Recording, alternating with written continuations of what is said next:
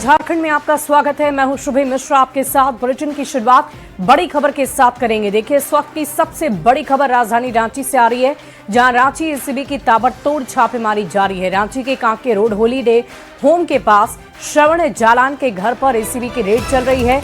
इस छापेमारी में एसीबी के कई अधिकारी शामिल हैं। विनय चौबे के करीबियों के ठिकानों पर ये रेड चल रही है। इस वक्त की बड़ी खबर राजधानी रांची से, जहां एसीबी की ताबड़तोड़ छापेमारी रांची के कांके रोड हॉलीडे होम के पास श्रवण जालान के घर पर एसीबी की रेड छापेमारी में एसीबी के कई अधिकारी शामिल हुए।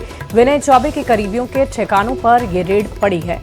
तो इस वक्त की बड़ी खबर आपको बता रहे हैं। इस पूरी खबर के जानकारी के साथ न्यूज 18 संवाददाता ओम प्रकाश फोन लाइन पर जुड़ रहे हैं। ओम प्रकाश, क्या जानकारी है?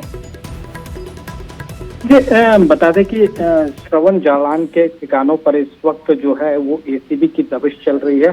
जो जानकारी है उसके अनुसार कुछ अहम जानकारियां जो है वो कल पूछताछ के बाद एसीबी को मिली थी, जिसके आधार पर ये जो छापेमारी है वो इस वक्त रांची के कांके रोड इलाके में की जा रही है।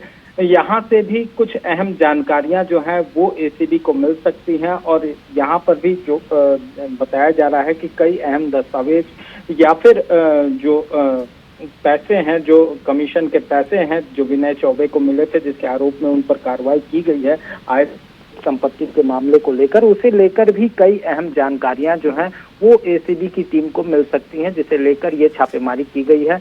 जो जानकारी है, ये जो व्यवसायी हैं वो विनय चौबे के काफी करीबी हैं और इनसे भी कई अहम चीजें जो हैं वो छनकर सामने आ सकती हैं। इस वक्त फिलहाल एसीबी के अधिकारी अंदर मौजूद हैं। हर चीज की बारीकी से जांच की जा रही है और रेड के बाद ही तमाम चीजें स्पष्ट हो पाएंगी कि आखिर किस तरह से आने वाले दिनों में इस केस में एक नया मोड़ आएगा और कौन कौन से जो शख्स हैं अब तक सफेद पोश बने हुए हैं या फिर पर्दे के पीछे, उन तमाम चेहरे जो हैं वो बेनकाब हो सकते हैं। जी चलिए, बहुत बहुत शुक्रिया ओम प्रकाश हमारे साथ जुड़ने के लिए। इस पूरी खबर पर आप लगातार नजर बनाए रखें। बढ़ते आगे, इस वक्त की सबसे बड़ी खबर सामने आ रही है। शीतकालीन सत्र से जुड़ी हुई वित्त मंत्री ने अनुपूरक बजट पेश कर दिया है। वित्त मंत्री राधाकृष्ण किशोर ने अनुपूरक बजट को पेश कर दिया है। 7,721.25 करोड़ का अनुपूरक बजट पेश हुआ है। 9 दिसंबर को अनुपूरक बजट पर 3 घंटे लगभग चर्चा होगी। झारखंड विधानसभा की कार्यवाही मंगलवार 11 बजे तक के लिए स्थगित हो गई है। हंगामे के बीच मुख्यमंत्री सदन से बाहर निकल गए हैं। इस वक्त की सबसे बड़ी खबर आपको बता रहे हैं। शीतकालीन सत्र से जुड़ी हुई ये जानकारी आपको दे दें। वित्त मंत्री ने अनुपूरक बजट पेश कर दिया है। वित्त मंत्री राधाकृष्ण किशोर ने अनुपूरक बजट पेश कर दिया है। लगभग 7,721.25 करोड़ का ये अनुपूरक बजट है, जिसे पेश किया गया। 9 दिसंबर को अनुपूरक बजट पर 3 घंटे लगभग चर्चा होगी। झारखंड विधानसभा की कार्यवाही मंगलवार 11 बजे तक के लिए स्थगित कर दी गई है। आपको बता दें कि हंगामे के बीच मुख्यमंत्री हेमंत सोरेन सदन से बाहर निकले। चाहे छात्र हो, चाहे किसान हो, सबों को ये सरकार ने ठगा है और लूट भी रहा है। आप सब देख रहे होंगे, लड़के सड़क पर आंदोलन कर रहे हैं। भाई, पिछले 2 वर्षों से बच्चों को छात्रवृत्ति नहीं मिल रहा है। अब बच्चे अपना पढ़ाई जारी करने के लिए कोई होटलों में प्लेट धो रहा है, कोई कहीं और मजदूरी कर रहा है। कई एक बच्चों का तो पढ़ाई भी छूट गया। अब जो झारखंड सरकार, और इसमें से कौन बच्चे हैं? एसटी बच्चे हैं, एसी बच्चे हैं, ओबीसी बच्चे हैं और गरीब तबके के बच्चे हैं, जिसके लिए सरकार बार बार कहती है कि भाई हम गरीबों के लिए हैं, आदिवासियों के लिए हैं, छात्रों के लिए हैं, नौजवानों के लिए हैं। लेकिन इस सरकार ने सबसे अधिक नौजवानों को ही ठग रहे हैं, छात्रों को ही ठग रहे हैं और लूट भी रहे हैं। सर, दूसरा जो मामला है वो किसानों से जुड़ा हुआ मामला है। और देखिए, इस पूरी खबर के जानकारी के साथ न्यूज 18 संवाददाता रांची से हमारे साथ संजय सिन्हा फोन लाइन पर जुड़ रहे हैं। संजय, क्या जानकारी है? आज सदन के भीतर क्या कुछ हुआ है? अनुपूरक बजट पेश किया गया और इसी बीच हंगामा भी हुआ, मुख्यमंत्री बाहर भी निकल गए। पूरी जानकारी दें। देखिए, सदन आज जैसे ही शुरू, सदन में प्रश्नकाल के साथ ही सदन शुरू होता, साल जैसे ही शुरू हुआ तो उसी समय विपक्ष लगातार रहा जो है छात्रवृत्ति योजना और साथ में जो किसानों की जो एमएसपी है उसको सरकार ने पुनः वादा किया था, जिस वादे पर सरकार आई थी, विपक्ष का कहना है 3200 रुपए करने की धान की जो खरीद है उसका एमएसपी 3200 करने की जो मांग को लेकर विपक्ष लगातार प्रदर्शन जारी रहा। जैसे जैसे सदन आगे बढ़ता गया, समय आगे बढ़ता गया, विपक्ष का प्रदर्शन भी बढ़ता गया, विपक्षी सदस्य बेल में आ गए और विपक्षी सदस्य को बेल में आते हुए देखकर सत्ता पक्ष के भी जो है वो भी बेल में आ गए। इसके बाद स्पीकर ने लगातार ये कहा कि पहले प्रश्नकाल चलने दीजिए, लेकिन इस दौरान लगातार विपक्ष की ओर से ये मांग की जाती रही कि वे पहले इन दोनों विषय पर चर्चा होनी चाहिए। इसके बाद लगातार प्रदर्शन को देखते हुए करीब आधे घंटे सदन चलने के बाद भी जो है उसके बाद स्पीकर ने सदन को 12 बजे तक स्थगित कर दी। 12 बजे फिर सदन जैसे शुरू हुआ शून्यकाल में बाबूलाल मरांडी ने नेता जो प्रतिपक्ष में खड़ा होकर खड़े होकर कहा कि शून्यकाल जो चल रहा है, शून्यकाल से अच्छा है कि आप इस पर जो छात्रवृत्ति योजना है और जो किसानों की एमएसपी इस पर चर्चा करा लीजिए। लेकिन स्पीकर ने कहा कि नहीं, शून्यकाल चलना जरूरी है, शून्यकाल चलते रहना चाहिए। इसके बाद क्या कि एक तरफ सदन में स्थिति ऐसी हो गई कि शून्यकाल और ध्यानाकर्षण सूचना दोनों एक साथ चलता रहा और विपक्ष की लगातार जो कर सकते नारेबाजी करिए, सरकार के खिलाफ नारेबाजी, प्रदर्शन, ताली बजाना, मेज थपथपाना, तमाम चीजें दूसरी तरफ होती रही। यानी स्पीकर जो विपक्ष है लगातार स्पीकर के पास बेल में जाकर प्रदर्शन करते रहे और यह स्थिति आखिरी समय तक कायम रही जब तक कि आपको वित्त मंत्री राधाकृष्ण किशोर ने सदन में अनुपूरक बजट पेश नहीं कर दिया।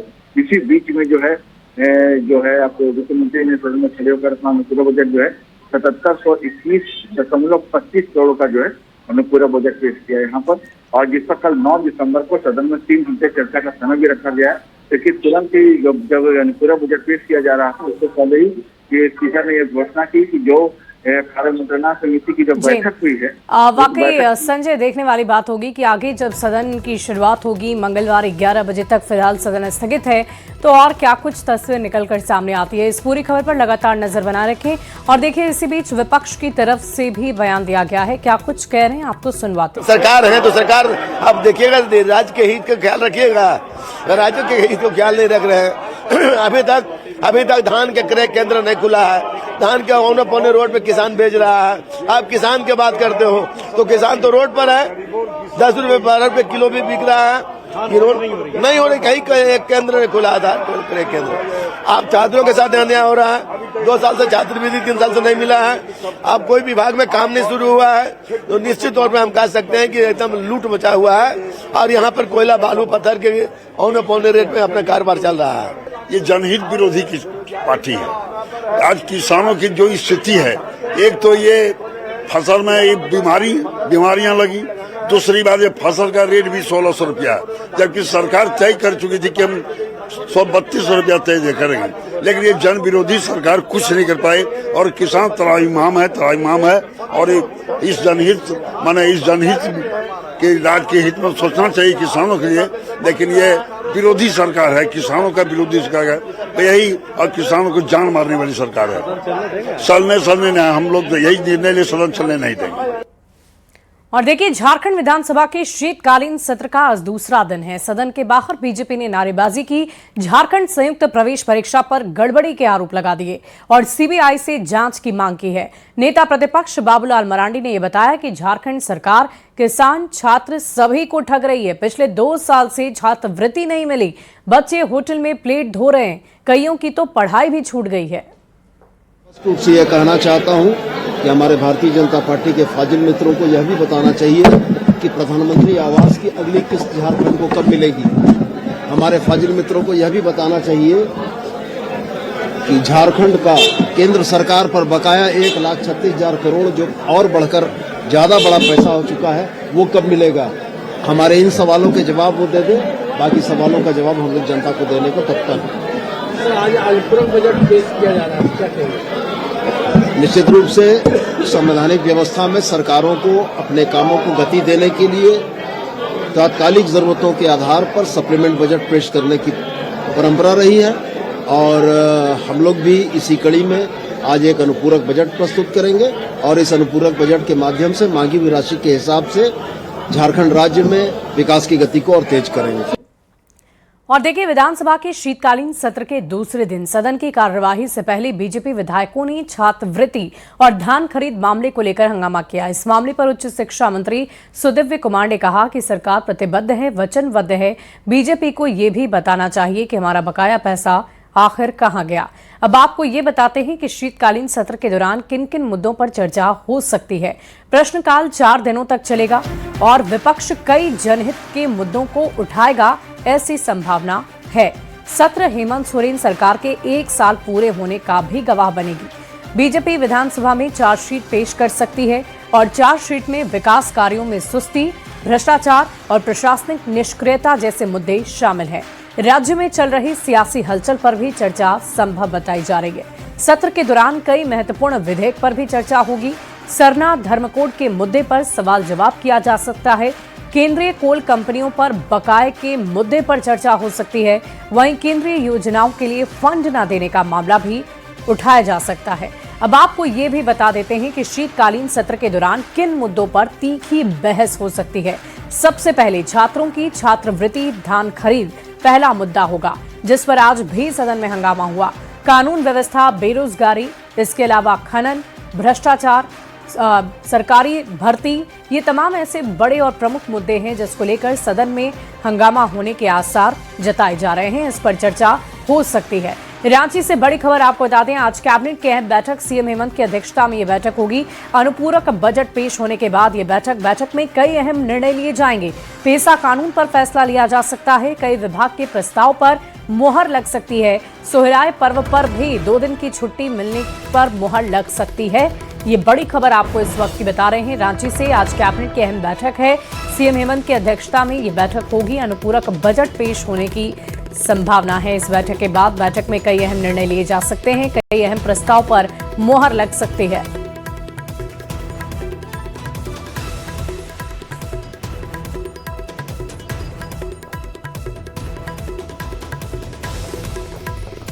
और देखिए, झारखंड मंत्रिमंडल की बैठक में 15 से 20 एजेंडों पर चर्चा होगी। पेशा कानून पर बड़ा फैसला संभव है, जिससे आदिवासी क्षेत्रों में स्वशासन और ग्राम सभाओं को अधिक अधिकार मिलेंगे। ये विकास और नीतिगत सुधारों की दृष्टि से अहम बैठक होगी। सबसे प्रमुख एजेंडा पेसा कानून से जुड़ा हुआ है।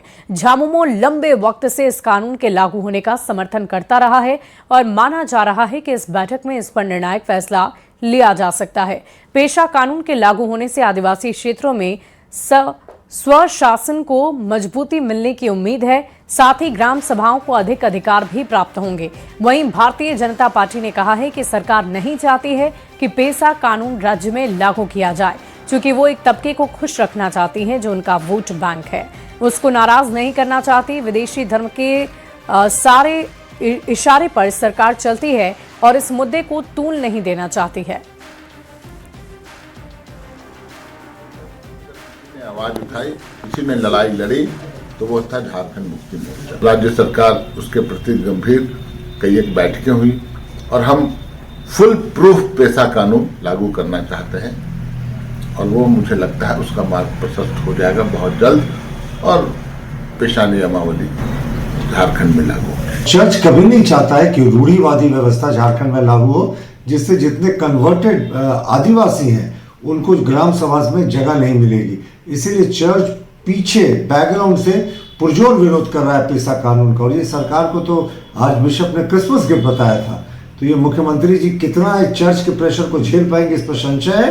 पेशा नियमावली को सरकार को लागू करना चाहिए। 2,500 करोड़ का प्रति वर्ष नुकसान होता है इसको लागू नहीं करने से, केंद्र से जो अनुदान और सहायता मिलती है। लेकिन चर्च के दबाव में क्या ये सरकार इतना हिम्मत जुटा पाएगी, ये देखने वाली बात होगी।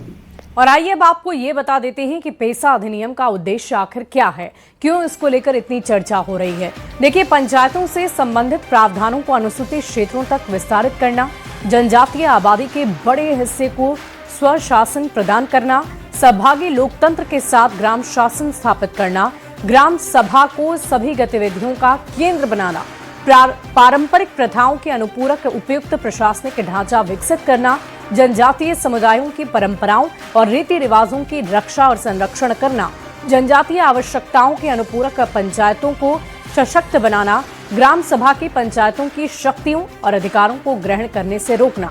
अब पेशा अधिनियम 1996 के महत्व को भी आप समझ लीजिए, जान लीजिए। जनजातीय समुदाय का सशक्तिकरण, जनजातीय संस्कृति और परंपराओं का संरक्षण, प्राकृतिक संसाधनों पर नियंत्रण, भूमि अधिकार और हस्तांतरण की रोकथाम, समावेशी एवं सहभागी सुशासन और विकेंद्रीकृत निर्णय प्रक्रिया, पारंपरिक संस्थाओं को कानूनी मान्यता, ऐतिहासिक अन्यायों का समाधान, सतत विकास, आदिवासियों के लिए लाभ सुनिश्चित करना है। तो अब आप लगभग समझ चुके होंगे कि पेशा कानून का क्या महत्व है और क्यों इसको लेकर इतनी चर्चा की जाती है। बढ़ते आगे, जमशेदपुर से एक बड़ी खबर है। 10 ब्लैक बक की मौत हो गई है। टाटा जू में संक्रमण में 10 ब्लैक बक की मौत हो गई। 5 ब्लैक बक को क्वारंटीन कर दिया गया है। टाटा जू में अन्य पालतू जानवरों पर विशेष नजर रखी जा रही है। जू में डॉक्टरों की टीम पर मॉनिटरिंग की जा रही है। मौत के बाद टाटा जू हाई अलर्ट मोड पर है। आपको बता दें कि टाटा जू में 1 से 6 दिसंबर के बीच 10 कृष्ण मृग की मौत हो गई है और आखिरी कृष्ण मृग की मौत शनिवार को हुई।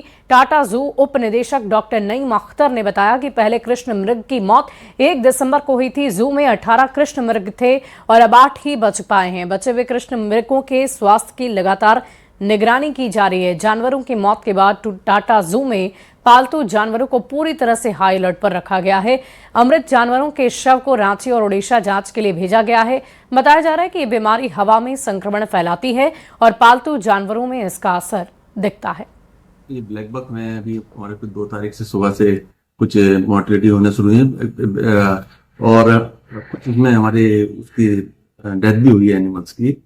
कारण यह है कि वैसे तो हमें पास अभी भी ऑफिशियल रिपोर्ट नहीं है क्योंकि इन चीजों में टाइम लगता है, लेकिन जो हमारे पर्सनल कम्युनिकेशन से बताया गया कि ये एक हेमरेजिक सेप्टिसेमिया टॉर्चुलर फैमिली का एक बैक्टीरिया होता है, उसकी वजह से हुआ है और ये बहुत कॉमन है। दिसंबर माह की शुरुआत में टाटा जू में लगभग 10 सफेद हिरणों की मौत हुई, जिसके बाद पूरे टाटा जू प्रबंधन में हड़कंप देखने को मिल रहा है। तस्वीर आप दिखा सकता हूं कि मैं अभी मौजूद हूं जमशेदपुर के टाटा जू में। आपको बता दूं कि 1 दिसंबर से लेकर 7 दिसंबर के अंदर जो है वो लगभग 10 सफेद हिरणों की मौत हो गई। बताया जा रहा है कि ये संक्रमण से मौत हुई है और ये संक्रमण जो पालतू जानवरों में ज़्यादा पाया जाता है और जो जानवरों को ठंडा या बरसात में ह्यूमिडिटी कम होती है और उसके बाद ये संक्रमण जो है वो काफ़ी तेज़ी से फैलता है, जिससे इन जानवरों की मौत हो रही है। आपको बता दूं कि जिस तरह पूरी मौत के बाद पूरी तरह से टाटा जू प्रबंधन द्वारा अलर्ट पर रखा गया है। जितने भी पालतू जानवर है उनकी ह्यूमिडिटी चेक की जा रही है और आपको बता दूं कि अभी भी जो 5 सफ़ेद हिरण हैं उनको क्वारंटाइन किया गया है, क्योंकि लगातार जो है ये संक्रमण काफ़ी तेज़ी से बढ़ रहा है, जिसकी वजह से जो है वो हिरणों की मौत हो रही है। हालांकि जो मौत हुई है उनका सैंपल जो है वो रांची और उड़ीसा के जू में भेजा गया है और उसकी जांच की जा रही है कि आखिर कैसे ये संक्रमण इतनी तेज़ी से बढ़ रहा है। मगर टाटा जू प्रबंधन की माने तो जो पक्षी होते हैं वो मृत जानवरों का बाहर शिकार करते हैं और उसके बाद वो टाटा जू में आकर इन जानवरों पर भी बैठते हैं, जिसकी वजह से ये संक्रमण फैल रहा है। हालांकि टाटा जू प्रबंधन द्वारा पूरी तरह से हाई अलर्ट कर दिया गया है और जितने भी पालतू जानवर है उस पर उनकी निगरानी की जा रही है, उनको दवा दिया जा रहा है और कहीं ना कहीं उनका दावा है कि जल्द से जल्द इस संक्रमण को रोका जाए। मगर कहीं ना कहीं जिस तरह 10 सफ़ेद हिरणों की मौत हुई है उससे कहीं ना कहीं टाटा जू प्रबंधन पूरी तरह से हड़कंप है और अन्य जो पालतू जानवर है उनकी भी निगरानी जो है वो की जा रही है। न्यूज़ 18 के लिए जमशेदपुर से आशीष कुमार तिवारी। अगली खबर गिरिडीह से आपको बताएंगे, जहां भेलवा घाटी थाना क्षेत्र के जगसीमर निवासी उपेंद्र यादव की हत्या का सनसनीखेज मामला सामने आया है। बताया जा रहा है कि उपेंद्र रविवार की देर शाम चतरो बाजार से अपने घर की तरफ जा रहे थे और इसी दौरान उनकी हत्या फतेहपुर के पास कर दी गई। घटना के बाद परिजनों का रो रो कर बुरा हाल है। आक्रोशित ग्रामीणों ने हत्यारों की गिरफ्तारी की मांग को लेकर घंटों सड़क को जाम रखा है, जिसके बाद पुलिस ने समझा बुझाकर मामले को शांत कराया। वहीं दूसरी तरफ ये भी बताया जा रहा है कि उपेंद्र यादव की सड़क दुर्घटना में मौत हुई। ऐसे में पुलिस हर एक एंगल से जांच पड़ताल कर रही है ताकि उपेंद्र की मौत का सच सामने आ सके। इंतजार है पुलिस की जांच रिपोर्ट का, जो मौत के पीछे का राज खोलेगा। बढ़ते आगे, अगली खबर गुमला से है, जहां फसिया पंचायत में एक अपराधी का शव कुएं से मिला है। बताया जा रहा है कि रामनगर निवासी अपराधी शिवशंकर सिंह उर्फ बिठला की हत्या कर उसके शव को कुएं में फेंक दिया गया। बिठला मंगलवार से लापता था। फसिया पंचायत भवन के पीछे स्थित कुएं में उसका शव बरामद हुआ है। गला रेत कर हत्या की गई है, ऐसी संभावना है। गुमला पुलिस ने ग्रामीणों की सूचना के बाद शव को कुएं से बाहर निकाला। शव को पोस्टमार्टम के लिए गुमला सदर अस्पताल भेजा गया है। 1 महीने पहले जेल से छूटा था। वो कोर्ट के एक वकील के मुंशी की हत्या के मामले में जेल में बंद था। 3 साल की सजा काटकर बाहर निकला और ऐसे में पुलिस हर एक एंगल से जांच पड़ताल में जुटी है। बोला कि 9 बजे घर से निकला है। अब 9 बजे निकला, जो मेरा याद नहीं बाकी मंगलवार को निकला था। हाँ, मंगलवार को निकला। कहाँ पे का किया, काल दिया होटल से कट लिया है दिया शिकार लिया, देखना अपना वाटर लिया, बोतल लिया थी, पानी के रोटी बनवाए, चल दिया। और वही बीच में निकला 10 घंटे के बाद इसको। और यहाँ रुकते हैं।